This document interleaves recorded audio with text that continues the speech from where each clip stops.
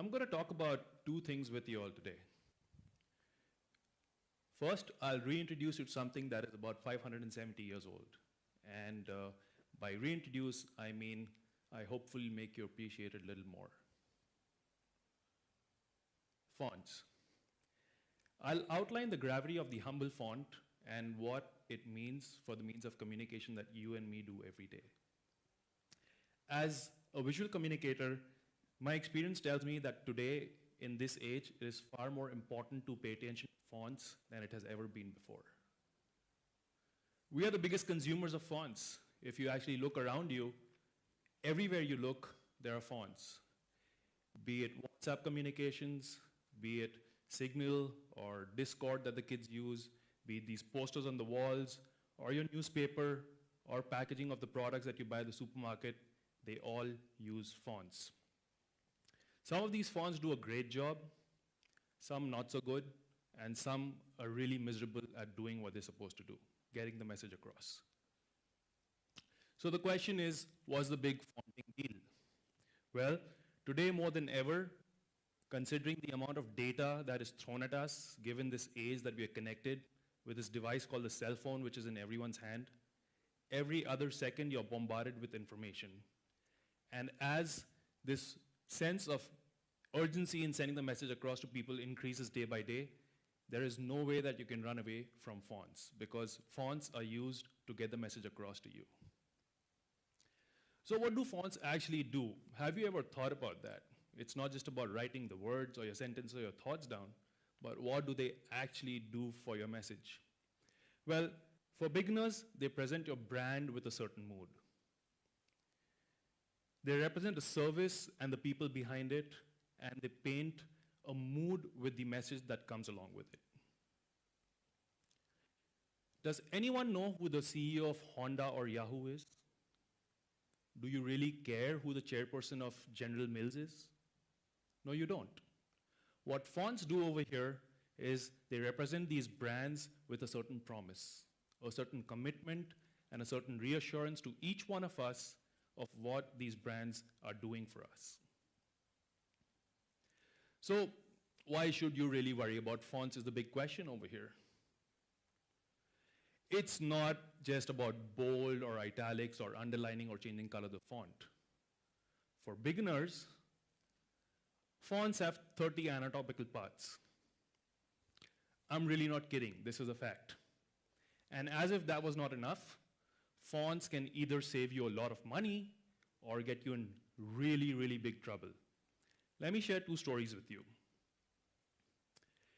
Team to the government, change your typeface, save millions. Hashtag true story. So we had a teenager who wrote to the US government and said if you change your font, then you could save over $400 million a year in your expenses. How does that work out, you ask? Well, any font has thickness, it has width, and it has height. That also dictates how much paper it consumes. So you could be using a font that consumes paper and gives you about 60 lines per page, but if you change it to another font, you could get maybe 70 lines per page. Put it all together, and you could essentially end up saving a lot of money. So the kid was correct. He wasn't wrong. How a Microsoft font brought down Pakistani Prime Minister Nawaz Sharif. Seriously, a font. Not a zombie apocalypse, not an alien invasion. A font. Well, amongst all the issues that plagued Mr. Prime Minister over here, there was a certain case of all these assets that were fudged with documents that came to hound him. The document was made using a font called Calibri, which was introduced in 2007, but it was signed 2006. Hashtag true story. Fonts are the visual adjectives to your messages. Now, if you will, along with me, if you can read the words that come on the screen and try to see if the fonts actually represent the meanings of the word that come on the screen. Traditional, respectable, reliable, comfortable, stable, objective, masculine, childish, modern, strong, stylish, chic, clean, feminine, serious, lost. You could have a wonderful message, but choose the wrong font and your message goes for a toss. You could use a really nice, sappy, love-dripping, lovey-dovey font, or you could use a very monoblock, computer, AI kind of font. Figure out if she goes on a date with you or not using the second font. Now, I'm going to take example of 4 fonts to represent myself. Research tells me that it works very well if I use a font which is very clean, which is very modern, and which is very respectable. The other 3 really don't work for me. Today, these are the platforms where we put our most information on. And if you think about it, the guidelines and the limitations of the areas that we can play with is absolutely defined by them, and we cannot move out of them. It is within these guidelines that we have to use fonts to get our messages across. And you really don't have a choice. So knowing which font works in what platform is really the key importance over here. So the question is, how do you choose a good font? It's knowing where the font goes. It's knowing who it is for. It's knowing what you intend the font to do. Choosing a font is like a wardrobe conundrum. You have this big party to go for. You're excited about it. You open your wardrobe and, oh my God, what do you wear? What is she going to think if I wear this? What will they think if I wear this? Is this going to make me fit in the crowd, or am I going to be an outstanding person of the crowd? I mean, you go for a beach vacation, you don't carry your thermals or your duck-down jackets, do you? Or if you go for a skiing resort, do you carry your t-shirt and shorts? You don't. So knowing where your font's going and knowing what the message is the key to choosing the right font. Fonts are pretty much the body language of a business. Fonts add mood and presence in places where you are absent. If I share my business card with you and then we part ways, it's up to my business card, my fonts, to leave a resonating image of my interaction with you. Remember, seeing is believing. Till about 10 months back, all of us were meeting with each other, interacting, exchanging ideas, and it was our energy which helped get the message across. Thanks to the pandemic, now we're stuck in front of a screen with the internet connection, and you're trying so hard to get your message across to the person using PowerPoint or Keynote. What is very common in all this? Fonts. Secondly, I talk about profile shots, or also known as headshot photos. How many of us are guilty of using photos from a social engagement and cropping it for our profile images? Passport photos?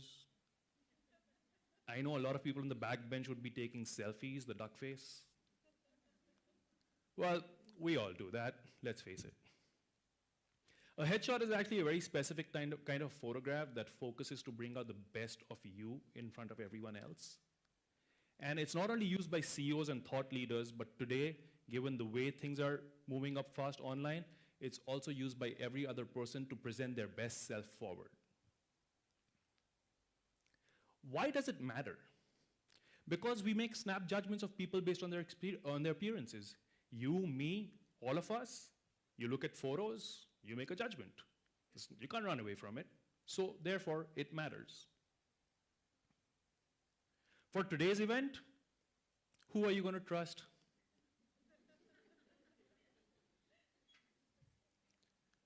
Remember the one app where if you like someone, you swipe to the right.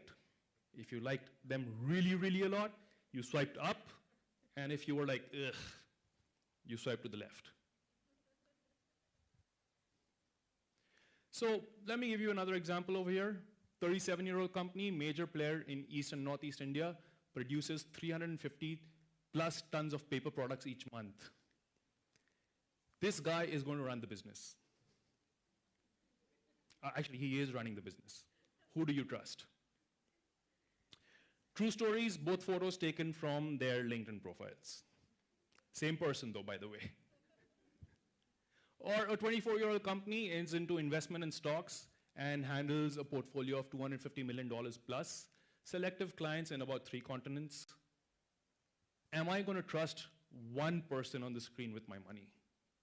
Which one is it? Today, we are in the world of instant gratification. Snap judgments are second nature.